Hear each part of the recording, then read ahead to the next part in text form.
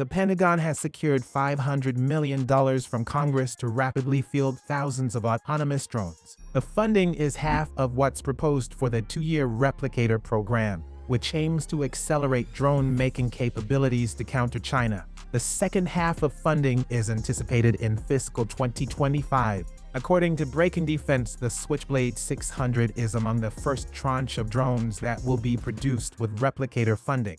The funding comes as the Department of Defense aggressively seeks to level up its capabilities with advanced tech.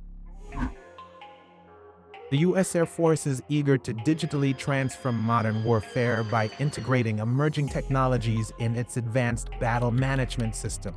In a request for information, the Air Force seeks a cloud-based command and control artificial intelligence and machine learning toolkit for an advanced system for driving decision-making during missions. The Advanced Battle Management System is being developed and tested by the Air Force to integrate various technologies and platforms across military domains. The goal is an expansive system that connects a plethora of military tech like sensors and drones to get all branches of the military to work together more smoothly. The system has undergone a series of tests and demonstrations since its initial on-ramping in 2019.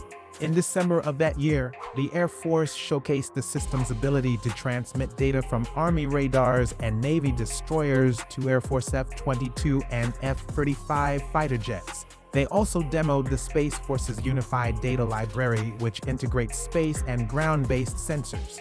Subsequent events have showcased capabilities including detecting and defeating a simulated cruise missile threat with hypervelocity weapons, relaying data from legacy fighters to newer, fifth-generation aircraft like the F-22, integrating allied nations like the Netherlands, Poland, and the UK into combined air operations. The system collects a myriad of data from places like space satellites, radars, and sensors in the ocean. That data is immediately processed and shared with soldiers, ships, planes, and command centers across the globe. In the request, the Air Force specifically seeks ways to leverage AI and machine learning to make the system smarter and more responsive. They're exploring ways AI can help, whether it's gathering data or helping different machines to better work together.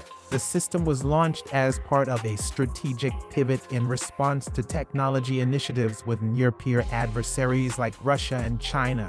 Since 2018, the Pentagon has been on a mission to boost the military's ability to conduct operations across all domains by air, land, sea, space, and cyberspace.